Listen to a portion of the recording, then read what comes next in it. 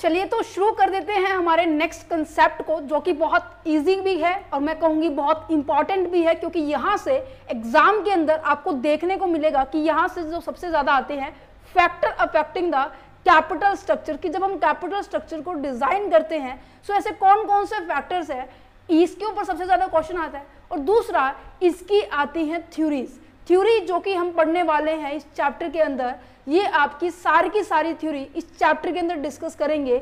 Net income approach, traditional approach, Modigliani Miller approach, with tax, without tax, arbitrage effect, net operating incomes, इन सब theories को हम discuss करेंगे, सभी को थ्योरी को डिस्कस करेंगे वन बाय वन बहुत अच्छे तरीके से। मैं आपको हर एक चीज़ें के बीच में आपको कंसेप्ट अच्छे से क्लियर करने की पूरी कोशिश की जाएगी।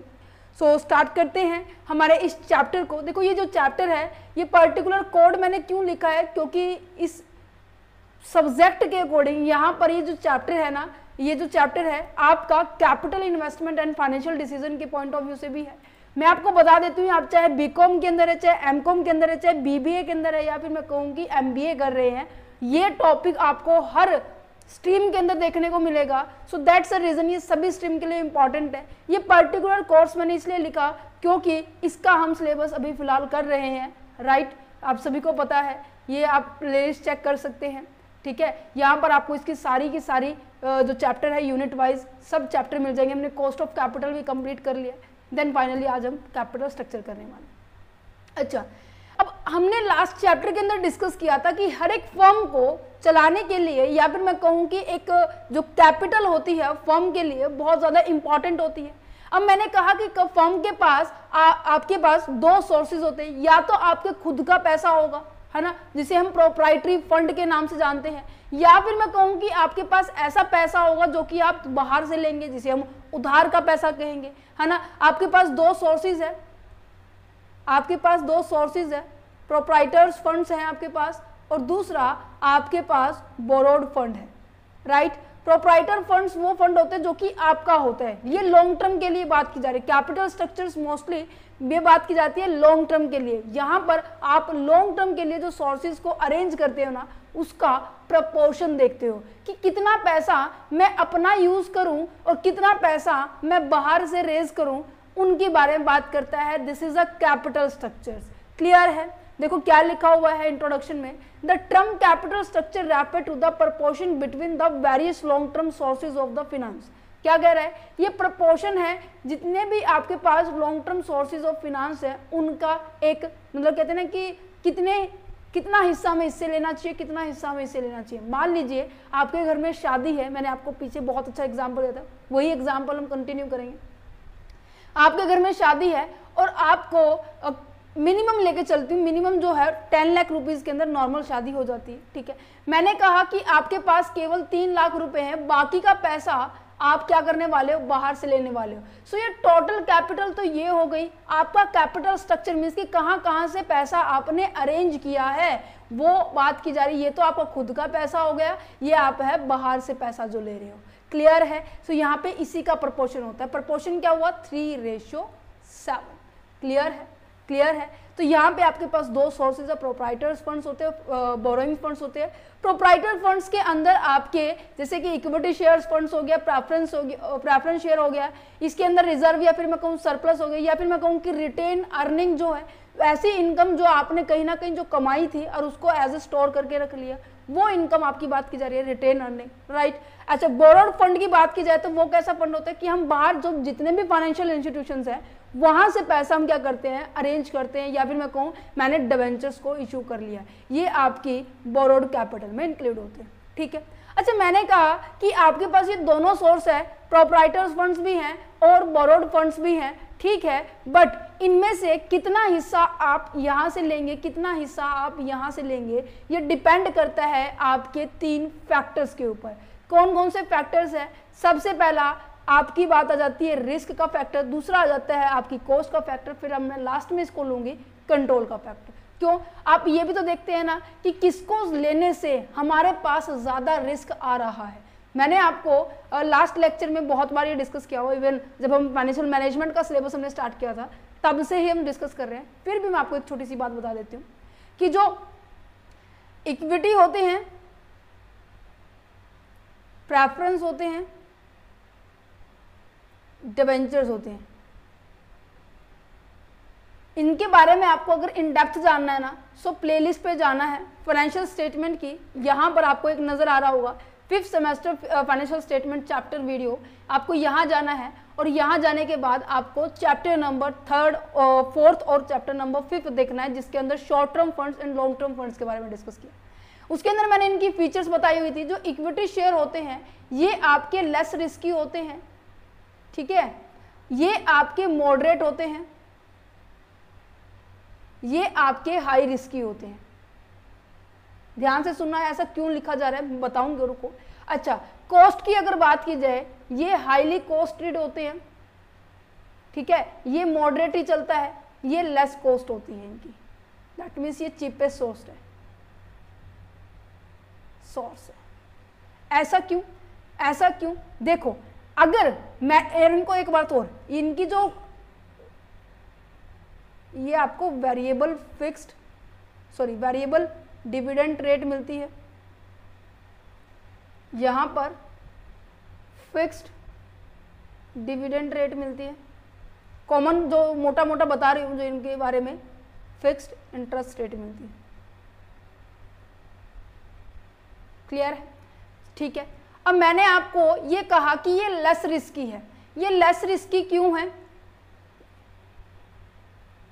इन पॉइंट्स को डिस्कस करते हैं। सबसे पहले मैं डिबेंचर्स के बारे में बात करूंगी।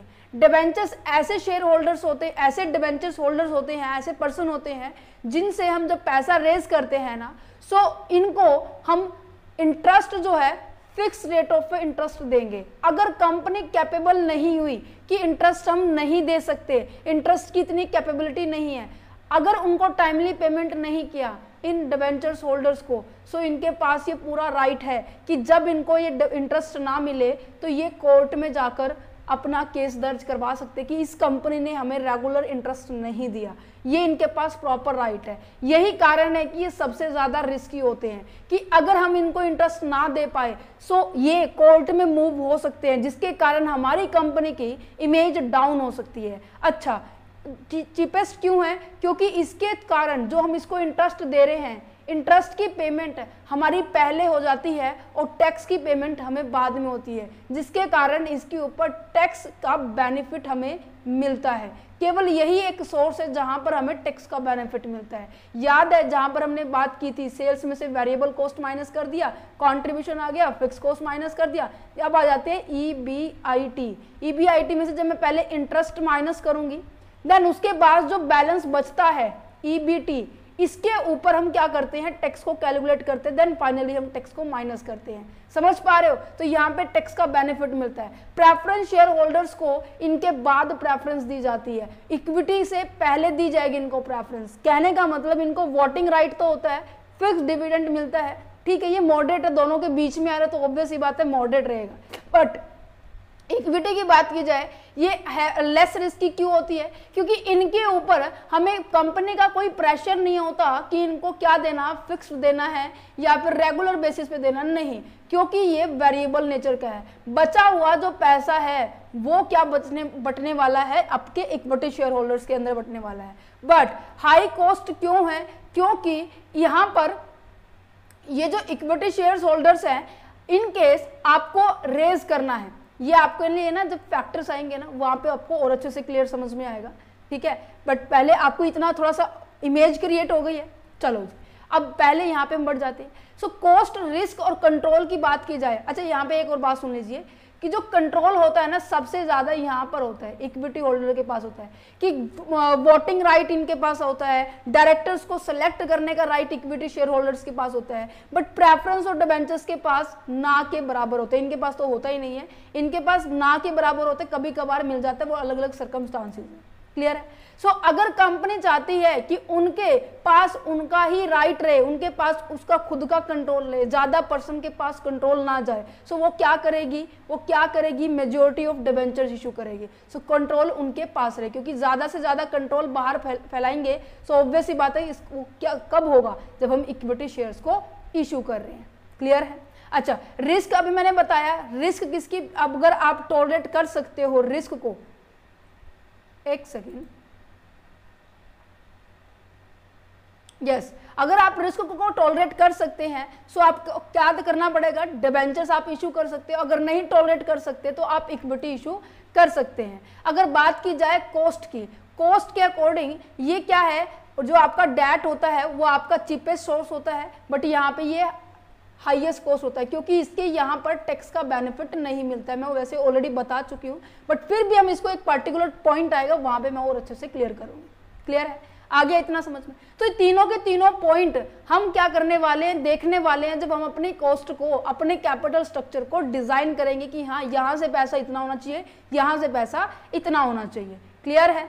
सो हर एक कंपनी के लिए जरूरी है कि वो अपने कंपनी के अंदर एक ऑप्टिमम लेवल पर उसका स्ट्रक्चर डिजाइन करे। ये नहीं होना चाहिए कि हम ज्यादा से ज्यादा पैसा डेट से ले रहे हैं, कम पैसा इक्विटी से ले रहे हैं, या फिर इससे अपोजिट कर दो। नहीं, हमें एक प्रॉपर प्रपोर्शन लेना होगा, एक प्रॉपर रेशियो लेनी होगी जिससे बैलेंस बना रहे। ना तो कंपनी की कॉस्ट ज्यादा है, ना ही कंपनी को रिस्क ज्यादा है, ना ही अपनी कंपनी का जो कंट्रोल है बाहर के लोगों के पास ज्यादा जाए। इन तीनों के कॉम्बिनेशन से मिलाकर हम क्या करने वाले हैं, एक ऑप्टिमम लेवल क्रिएट करने वाले हैं। इसके ऊपर थ्योरी बनी हुई है, आपकी 4 से 5 थ्योरी है, जिसमें से एक थ्योरी इसके ऊपर बिल्कुल परफेक्ट सेट होती है।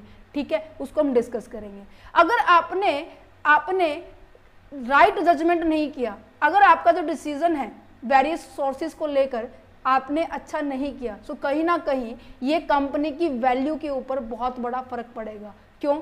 ध्यान से सुनना, ये कैपिटल स्ट्रक्चर ना ऑप्टिमाइज लेने का ना सबसे मेन कारण यही है कि अगर आपने अपना कैपिटल स्ट्रक्चर बेटर लिया, that means proportion, debt equity का रेशियो बढ़िया तरीके से लिया, ये कहीं ना कहीं आपकी डायरेक्ट रिलेट करती है वैल्यू ऑफ फर्म के ऊपर। अगर आपकी कॉस्ट, अगर आपकी ओवरऑल जो कॉस्ट है, हमने लास्ट चैप्टर में भी डिस्कस किया था कि ओवरऑल कॉस्ट का मतलब क्या होता है, weighted average cost of capital, right. अगर ये कम आई तो फर्म की वैल्यू बढ़ रही है, अगर फर्म के पास रिस्क कम है तो फर्म की वैल्यू बढ़ रही है ना। सो ये कहीं ना कहीं ये तीनों के तीनों फैक्टर आपकी डायरेक्ट रिलेट करती है वैल्यू ऑफ फर्म के ऊपर। मींस कि कैपिटल स्ट्रक्चर इस तरीके से डिजाइन करना है कि आपकी वैल्यू ऑफ फर्म क्या इफेक्ट ना हो रही है तो वो बढ़ने में होनी चाहिए, ये नहीं है कि कम होने में होनी। समझ में आ रहा है? क्लियर है? पोजीशन पॉइंट क्लियर है? सभी पॉइंट क्लियर है?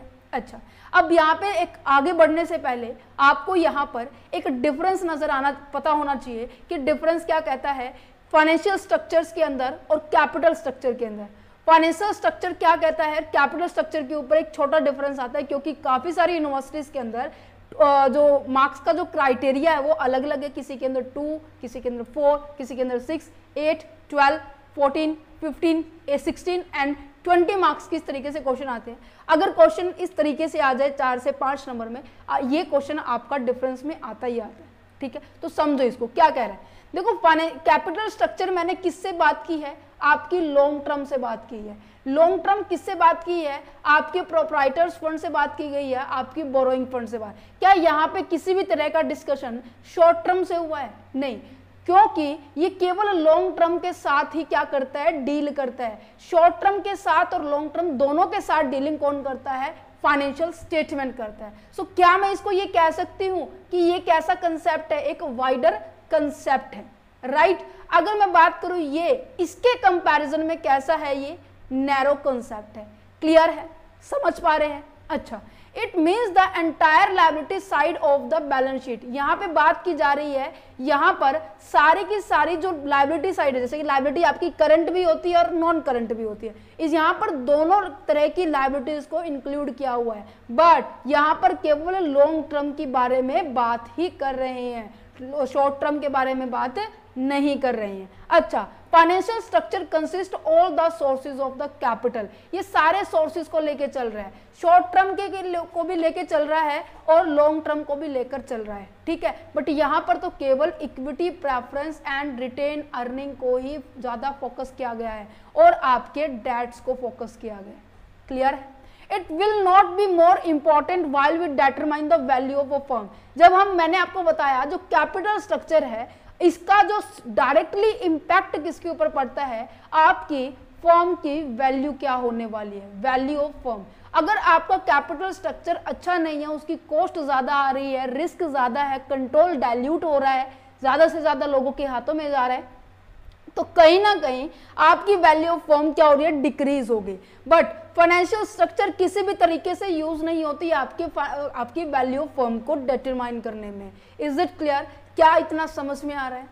ठीक है जी, चलो तो अब आ जाते हैं अपनी थ्योरी कर लेते हैं। अब ये देखो सभी ऊपर क्लियर हो चुका होगा कि कैपिटल स्ट्रक्चर होता क्या है, प्रोपोर्शन होता है डेट और इक्विटी का, या फिर मैं कहूँ कि आपके पास डिफरेंट सोर्सेज हैं, इन डिफरेंट सोर्सेज में से आपको सेलेक्ट करना है कि आपको इनमें से कौन सा सोर्स मुझे यूज करना चाहिए अपनी फर्म के अंदर एज अ कैपिटल को रेज करने के लिए, कहाँ कितना पैसा कहाँ से लेना चाहिए, राइट। ये तीनों फैक्टर्स आपको समझ में आ गया, डिफरेंस समझ में आ गया। चलो तो अब